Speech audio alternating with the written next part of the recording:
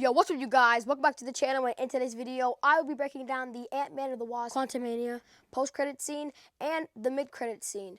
But before we get into this video, make sure you've actually watched the movie before you watch this video because it will contain spoilers, obviously. And make sure to like, subscribe, comment, share, and turn on those post notifications so you get notified when I post a new video.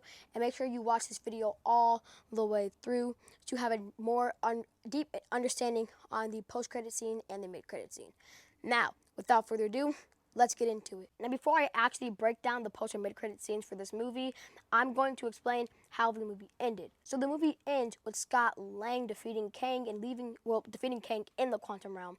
And then Cassie builds another portal for him to leave the quantum realm. And this leads to him being paranoid because before he left the quantum realm, Kang tells him that if he does not leave, something bad will happen. And Scott is paranoid, and he's thinking to himself, did I just kill everybody? Did I just unleash a greater and bigger problem upon the world? But he then shrugs it off and tells himself not to worry about it and do not overthink it. And this leads us into the real post-credit scene, or the first post-credit scene, aka the mid-credit scene.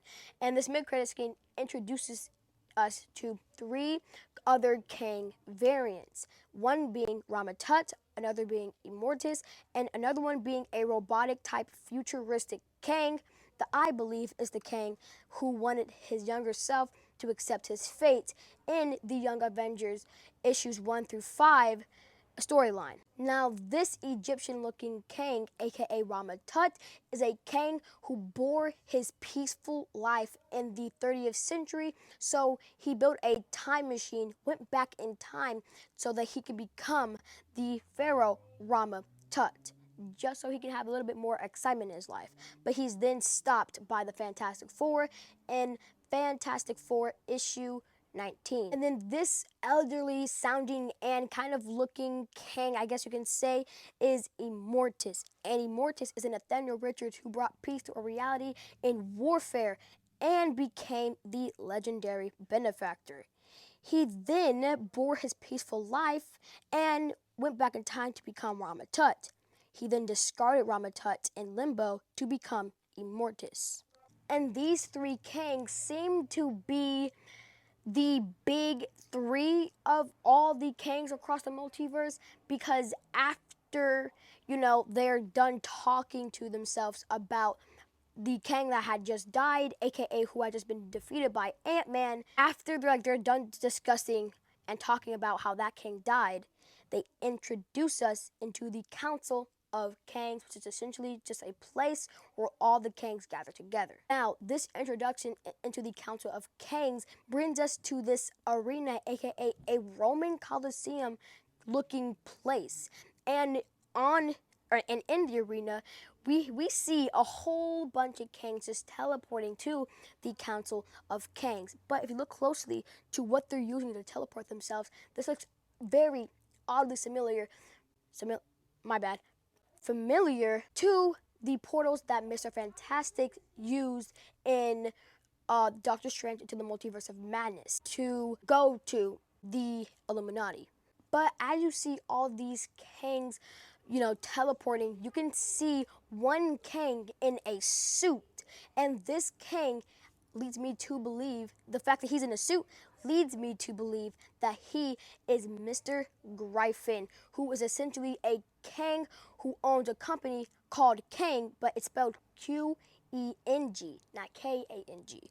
And his company building is actually the Avengers Tower because Tony had just sold it, and Mr. Gryphon, aka the Kang variant, bought it to make Kang Enterprises. And like we saw in Spider-Man Homecoming, Tony sold the Avengers Tower. Wait, you're moving? Who's moving? Yeah, don't you watch the news?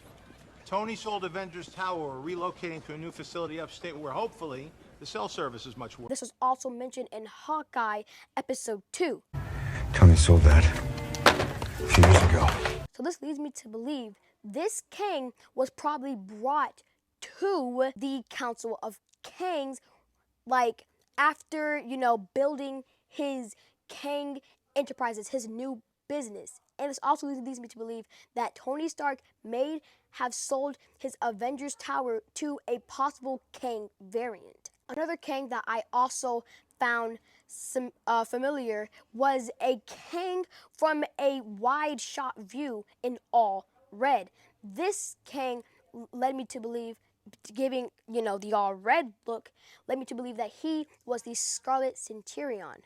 And the Scarlet Centurion is a Kang variant who was inspired by his ancestor Doctor Doom and discarded his current disguise as Ramatut to become the Scarlet Centurion. As the Scarlet Centurion, he decided to conquer the modern age of heroes by using the Avengers as his pawns. He traveled back in time too early in the Avengers' career, following their battle with the Space Phantom. And this post-credit scene might set up all the Kangs we might see throughout the rest of Phase 5 and the rest of Phase 6 until we get up to Avengers Kang Dynasty. Now, moving on to the post-credit scene, aka the second post-credit scene, or the second credit scene. You get it.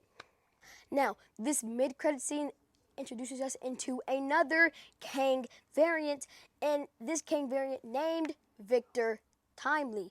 Victor Timely is a Nathaniel Richards who traveled back to 1901 as the brilliant industrialist and inventor Victor Timely, who founded the town Timely, Wisconsin. And as the first mayor and leader in this industry, he transforms the city of Wisconsin into a technological marvel. Now, a little hint to the Marvel's past times. We can see in Victor Timely's name, Timely is actually what Marvel Comics used to call themselves. Instead of Marvel Comics, they were known as, at a period of time, Timely Comics. And then later on, they switched their name to Marvel Comics. Also, Timely is a hint to Victor Timely being a time traveler. In this post-credit scene, Victor Timely, talking to his audience, says, "Time is everything. It shapes our lives, but perhaps we can shape it." And this is probably him introducing the people of 1901 to his technologies. And given the fact that Loki and Mobius are in this post-credit scene, this believes me that they went to a separate timeline or universe where Victor Timely introduces the people of 1901 to advanced technologies. So this is obviously a setup for Loki Season 2. And there you have it, my breakdown for the post-credit and mid-credit scenes of Antman and the Wasp Quantumania. If you enjoyed the video, make sure you leave it with a like, subscribe, comment, share, and turn on those post notifications so you get notified when I post a new video. Now, without further ado, let's get out of it, and I'll see you on my next one. Peace!